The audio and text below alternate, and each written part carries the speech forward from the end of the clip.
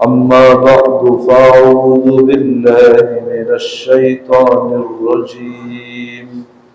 بسم الله الرحمن الرحيم يا أيها الذين آمنوا قوا أنفسكم وأهليكم نارا وقودها الناس والحجارة صدق الله مولانا العلي العظيم وصدق رسوله النبي الكريم ونحن على ذلك لمن الشاهدين والشاكرين والحمد لله رب العالمین۔ اللہ تعالیٰ نے اس دنیا میں ہم میں سے ہر ایک کو ذمہ داری عطا فرمائی ہے۔ ہر شخص اپنی جگہ پر ذمہ دار ہے۔ حدیث شریف میں فرمایا گیا الا کلکم راع وکلکم مسئول عن رعیتہ، تم میں سے ہر شخص ذمہ دار ہے اور ہر شخص سے اس کے ماتحتوں کے بارے میں سوال کیا جائے۔ شوہر ہونے کی حیثیت سے ذمہ داری ہے، والد ہونے کی حیثیت سے ذمہ داری ہے، ایک پڑوسی ہونے کے ناطے ذمہ داری ہے، سماجی اعتبار سے، سیاسی اعتبار سے، شہر کی سطح پر، صوبے کی سطح پر، ملک کی سطح پر اگر کوئی بڑی ذمہ داری حاصل ہو تو وہ بھی اپنی سطح کا ذمہ دار ہے، اس سے اپنے ماتحتوں کے بارے میں سوال ہوگا کہ اس نے اپنے ماتحتوں کے حقوق ادا کرنے کا کہاں تک فکر کیا۔ قرآن کریم کی جس آیت کو اس وقت پڑھا گیا ہے اس میں بھی دراصل مومنین کو ان کی ذمہ داری یاد دلائی گئی ہے اور فرمایا گیا ہے اے ایمان والو، خود اپنے آپ کو بھی بچاؤ اور اپنے اہل و عیال کو بھی بچاؤ جہنم کی اس آگ سے جس کا ایندھن آدمی اور پتھر ہوں گے۔ اس سے صاف طور پر یہ نتیجہ اخذ ہوتا ہے کہ دین پر چلنا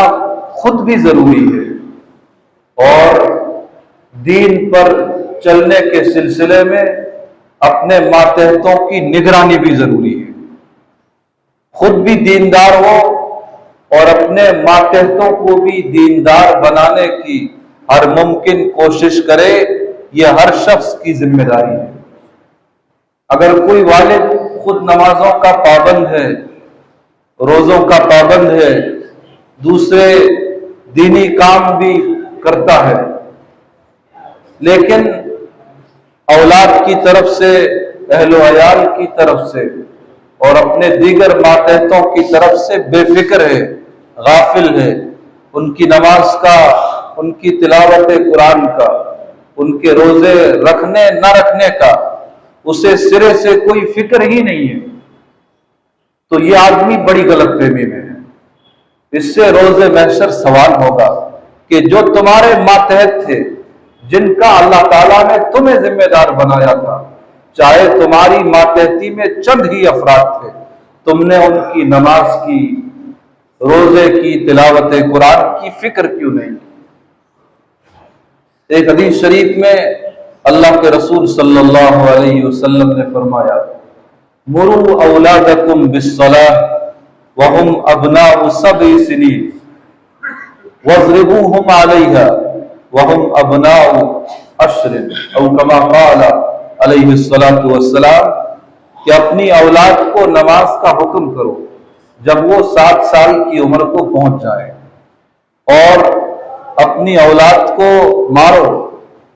نماز نہ پڑھنے پر جبکہ وہ 10 سال کی عمر کو پہنچ جائے۔ اللہ کے نبی صلی اللہ علیہ وسلم ہمارے لیے ہر اعتبار سے اسوہ ہے، نمونہ ہے، کامل نمونہ اور کامل اسوہ ہمارے لیے، بلکہ قیامت تک آنے والے انسانوں کے لیے جو ہستی ہے وہ جناب رسول اللہ صلی اللہ علیہ وسلم کی ہستی ہے۔ قرآن میں صاف طور پر فرما دیا گیا، لَقَدْ كَانَ لَكُمْ فِي رَسُولِ اللَّهِ أُسْوَةٌ حَسَنَةٌ، رسول اللہ صلی اللہ علیہ وسلم کی ذات میں تمہارے لیے کامل و مکمل اسوہ ہے، بہترین اسوہ ہے۔ اس لیے اپنے ماتحتوں، خاص طور سے اپنی اولاد کی تعلیم اور تربیت کے سلسلے میں اللہ کے نبی صلی اللہ علیہ وسلم کی تعلیمات کو، آپ کی ہدایات کو ہمیں اپنے ذہن میں رکھنا چاہیے، اور صرف ذہن میں نہیں، انہیں عمل میں بھی لانا چاہیے۔ بچے ہر گھر کی زینت ہوتی ہیں، جس گھر میں بچے نہ ہوں تو وہ چمن اجڑا سا معلوم ہوتا ہے۔ بعض ماں باپ بچوں کو اتنا لاڈ پیار دیتے ہیں کہ بچے بگڑ جاتے ہیں، اور بعض ماں باپ اتنی سختی کرتے ہیں کہ بچے ذہنی مریض بن جاتے ہیں، اور ذہنی مریض بننے کا نقصان یہ ہوتا ہے کہ اب وہ آگے چل کر یا تو غلط کاموں میں لگ جاتے ہیں یا موت جیسی کسی بھیانک چیز کو گلے لگا دیتے ہیں۔ اس لیے نہ تو حد سے زیادہ اولاد پر سختی ہونی چاہیے، حد سے زیادہ ڈانٹ ڈپٹ، حد سے زیادہ بات بات پر، بیوی پر، بچوں پر، اہل و عیال پر غصہ، اس سے تربیت ہو ہی نہیں سکتی۔ یہ تو اولاد کو، اہل و عیال کو تباہ کر دینے والا کام، اس سے گھر کا ماحول بھی خراب ہو جاتا ہے۔ اس لیے حد سے زیادہ سختی نہ اولاد پر ہونی چاہیے، نہ بیوی پر ہونی چاہیے، نہ دیگر ماتحتوں پر ہونی چاہیے، اور حد سے زیادہ نرمی، حد سے زیادہ شفقت، حد سے زیادہ لاڈ پیار، اتنا کہ اولاد بالکل غافل ہو جائے، بالکل بے فکر ہو جائے، تو اتنی نرمی بھی مناسب نہیں اور حد سے زیادہ سختی بھی مناسب نہیں۔ اعتدال کے ساتھ ان دونوں کے بیچ میں جو حد اعتدال ہے، درمیان کا راستہ ہے، اعتدال کا راستہ ہے، اس پر رہ کر آدمی کو اپنی اولاد کی تعلیم اور تربیت کا انتظام کرنا چاہیے۔ اللہ کے نبی صلی اللہ علیہ وسلم منصب نبوت پر فائز تھے۔ یہ دنیا جن کے طفیل بنائی گئی، وہ نہ ہوتے تو کچھ بھی نہ ہوتا۔ اتنے بڑے منصب پر فائز ہونے کے باوجود اللہ کے نبی صلی اللہ علیہ وسلم کا اپنی اولاد کے ساتھ، اپنے بچوں کے ساتھ شفقت کا اور محبت کا معاملہ بڑا مثالی تھا۔ اللہ کے نبی علیہ الصلوۃ والسلام بچوں سے کتنی کھل کر محبت کرتے ہوں گے، اس کا اندازہ اس بات سے ہوتا ہے کہ جب اللہ کے حبیب کہیں سفر سے واپس تشریف لاتے تھے تو بچے اڑوس پڑوس کے، مدینے کے بچے دوڑ کر آپ کے استقبال کے لیے باہر جاتے تھے، سامنے جاتے تھے، اور اللہ کے نبی علیہ الصلوۃ والسلام سے لپٹ جاتے تھے۔ حضرت حسن یا حضرت حسین رضی اللہ تعالی عنہما، حضرت شداد عبداللہ بن شداد فرماتے ہیں کہ میں نے دیکھا کہ ان دونوں میں سے کوئی ایک دوڑا ہوا آیا، بچپنے کی عمر تھی۔ اللہ کے نبی صلی اللہ علیہ وسلم جب نماز پڑھنے لگے تو حسن یا حسین ان دونوں میں سے کوئی ایک تھے، وہ آپ کی پشت پر سوار ہو گئے۔ تو اللہ کے نبی صلی اللہ علیہ وسلم نے سجدہ لمبا فرما دیا۔ حضرت عبداللہ بن شداد فرماتے ہیں کہ میں نے سر اٹھا کر دیکھا تو میں کیا دیکھتا ہوں کہ نبی علیہ السلام سجدے میں ہیں اور حضرت حسن آپ کی پشت پر سوار ہیں، تو میں پھر دوبارہ سجدے میں چلا گیا۔ کافی دیر کے بعد اللہ کے نبی علیہ السلام نے سجدہ مکمل فرمایا، اور پھر جب نماز مکمل فرمائی تو صحابہ کرام نے پوچھا کہ اللہ کے حبیب صلی اللہ علیہ وسلم آپ نے بہت لمبا سجدہ فرمایا، ہمیں تو قسم قسم کے خیالات ذہن میں پیدا ہونے لگے تھے کہ نہ جانے اللہ کے نبی علیہ السلام کے ساتھ کیا صورتحال پیش آئی، اور یہ بھی خیال آیا کہ ہو سکتا ہے کہ وحی اتر رہی ہو۔ تو اللہ کے نبی علیہ السلام نے فرمایا کہ ان دونوں میں سے کوئی بات نہیں تھی، بات صرف اتنی تھی کہ میرا بچہ میری پشت پر سوار ہو گیا تھا، تو میں نے مناسب نہ سمجھا کہ میں سجدہ مکمل کروں اور وہ بچہ اوپر سے نیچے گر جائے، تو بچہ اپنی ضرورت پہلے پوری کر لے، وہ نیچے اتر جائے، اس کے بعد میں نے سر سجدے سے اٹھانا مناسب سمجھا اور بچے کے خاطر میں نے سجدے کو طویل کر دیا۔ اور یہ معاملہ صرف اپنے بچوں کے ساتھ نہیں تھا، اڑوس پڑوس کے بچوں کے ساتھ، اپنے بچوں کے ساتھ، غیر مسلموں کے بچوں کے ساتھ، سب کے ساتھ نبی علیہ السلام کا معاملہ ایسا ہی تھا۔ ایک صحابی فرماتے ہیں کہ ایک بچی کو اللہ کے نبی علیہ السلام کی خدمت میں لایا گیا، اللہ کے نبی علیہ السلام نے اسے اپنی گود میں بٹھایا، تو کچھ دیر کے بعد اس بچے نے پیشاب کر دیا، تو اللہ کے حبیب علیہ السلام نے کچھ بھی نہیں فرمایا، وہ پیشاب جہاں لگا تھا اس مقام کو پاک کر دیا گیا، لیکن اپنی زبان سے غصے کے، سختی کے ایک کلمہ بھی اللہ کے نبی علیہ السلام کی زبان پر نہیں آیا۔ حضرت انس رضی اللہ تعالی عنہ فرماتے ہیں کہ میں 10 سال تک اللہ کے نبی علیہ السلام کی خدمت میں رہا اور میرا وہ بچپنا تھا۔ 10 سال میں مجھے ایک مرتبہ بھی کوئی ایسا موقع یاد نہیں ہے کہ اللہ کے حبیب نے مجھے ڈانٹا ہو، میرے ساتھ سختی کا معاملہ کیا ہو، غصے کا اظہار فرمایا، اور 10 سال میں کبھی نہیں ہوا۔ 10 سال میں کسی معاملے کو لے کر یہاں تک نہیں فرمایا کہ یہ کام کیوں کر دیا یا یہ کام کیوں نہیں کیا۔ اللہ کے حبیب صلی اللہ علیہ وسلم کے صاحبزادے حضرت ابراہیم کا جب انتقال ہوا تو اللہ کے نبی علیہ السلام غمزدہ تھے اور آپ کی آنکھوں سے آنسو بھی جاری تھے۔ تو عبد الرحمن بن عوف رضی اللہ تعالی عنہ مشہور صحابی ہیں، وہ فرمانے لگے کہ اللہ کے نبی صلی اللہ علیہ وسلم آپ کی آنکھوں سے بھی آنسو جاری ہیں، یعنی انہیں بڑی حیرانی ہوئی، انہوں نے سوالیہ لہجے میں یہ پوچھا کہ اللہ کے نبی آپ کی آنکھوں سے بھی آنسو جاری ہیں؟ تو اللہ کے حبیب صلی اللہ علیہ وسلم نے فرمایا کہ یہ رحمت ہے، یہ آنسو بہ رہے ہیں، یہ دراصل اللہ کی رحمت ہے۔ اور پھر فرمایا کہ اے ابراہیم، ہم آپ کی فرقت سے، آپ کی جدائیگی سے غمزدہ تو ضرور ہیں، لیکن ہم اللہ کے حکم پر، اس کے فیصلے پر راضی بھی ہیں۔ تو اللہ کے نبی علیہ السلام اپنے بچوں کے ساتھ، پڑوسیوں کے بچوں کے ساتھ، مسلمانوں کے بچوں کے ساتھ، غیر مسلموں کے بچوں کے ساتھ شفقت کا معاملہ فرماتے تھے، محبت کا معاملہ فرماتے تھے، اور جو بھی بات سمجھانی ہوتی محبت اور شفقت کے ساتھ سمجھاتے تھے۔ ایک صحابی فرماتے ہیں میری عمر کم تھی، میں کم سن بچہ تھا، اللہ کے نبی علیہ السلام نے مجھے اپنے ساتھ کھانے پر بٹھایا۔ اب بچپن تو بہرحال بچپن ہوتا ہے، تو میں نے دسترخوان پر بیٹھنے کے بعد یہ کیا کہ کبھی اپنے سامنے سے لقمہ اٹھا لیا، کبھی دوسری طرف سے لقمہ اٹھا لیا، ہاتھ کبھی ادھر کو پڑا کبھی ادھر کو پڑا، نبی علیہ السلام سامنے تھے، تو اللہ کے نبی علیہ السلام نے ڈانٹا نہیں، مجھے ٹوکا بھی نہیں، اس انداز میں میری تربیت فرمائی کہ مجھے محسوس تک نہیں ہوا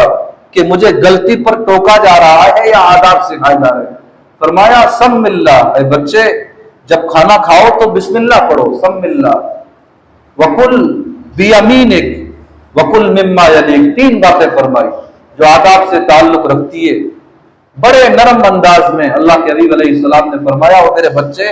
جب کھانا کھاؤ تو بسم اللہ پڑھو، نمبر 2 دائیں ہاتھ سے کھاؤ، نمبر 3 اپنے سامنے سے کھاؤ۔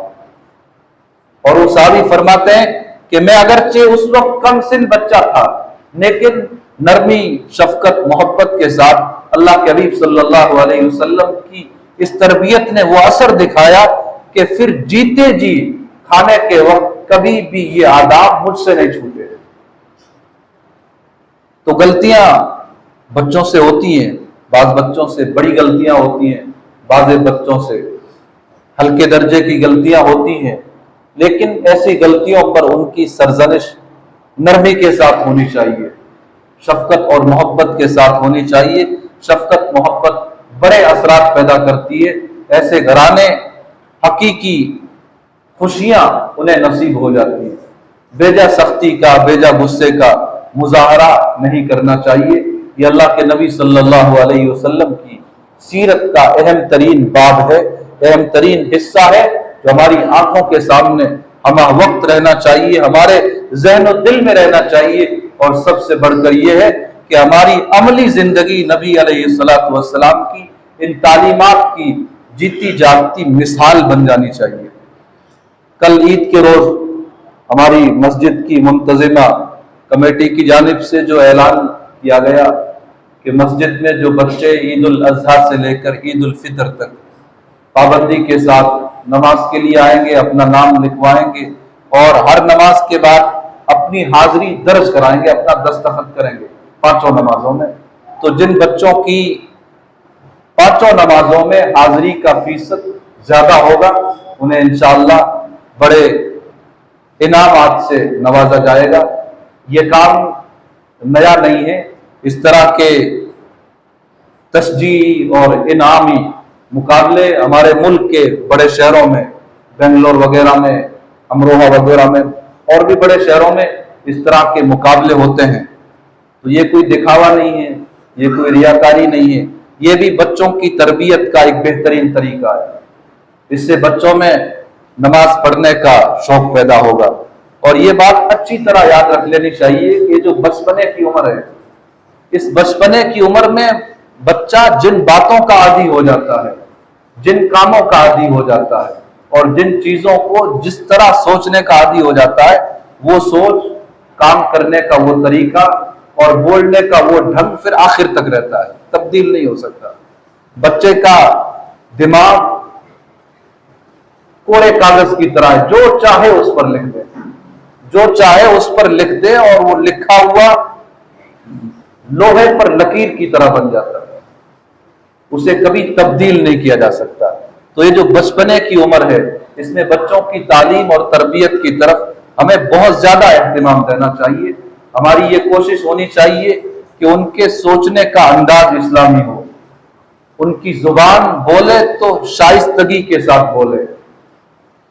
اچھے انداز میں وہ بات کرنے والا ہو، اس کی ہر بات اسلام کی قدروں کا ترجمان بن جائے اور اس کا ہر کام اسلام کی، مسلمانوں کی عزت کا، نیک نامی کا ذریعہ بن جائے۔ یہ چیزیں جب ہماری خود ذاتی زندگی میں بھی ہوں گی اور انہی چیزوں کو ہم اپنے بچوں کی زندگی میں لانے کی کوشش کریں گے تو انشاءاللہ یہ انسانی معاشرہ دم زدن میں، یعنی دیکھتے دیکھتے اسلامی معاشرے میں تبدیل ہوگا اور اس کی برکات سے پوری دنیا منتفع ہوگی، نفع اٹھائے گی۔ تو عید کے دن جو اعلان کیا گیا ہے، یہ بچوں کی تربیت کے حوالے سے ایک بڑا اہم اعلان ہے۔ اس اعلان کو قدر کی نگاہوں سے ہمیں دیکھنا چاہیے اور محلے کے ہر گھر کو اپنے بچوں کے نام مسجد میں لا کر لکھوا دینے چاہیے اور بچوں کو بار بار یہ کہنا چاہیے کہ تمہاری نمازوں میں حاضری، غیر حاضری نہ ہو، ہر نماز میں تمہاری حاضری ہو اور ہر نماز کے بعد اپنا دستخط مسجد میں کرا کر آئے۔ انشاءاللہ ہم سب اس کی فکر کریں گے، کوشش کریں گے۔ اللہ تعالی ہمیں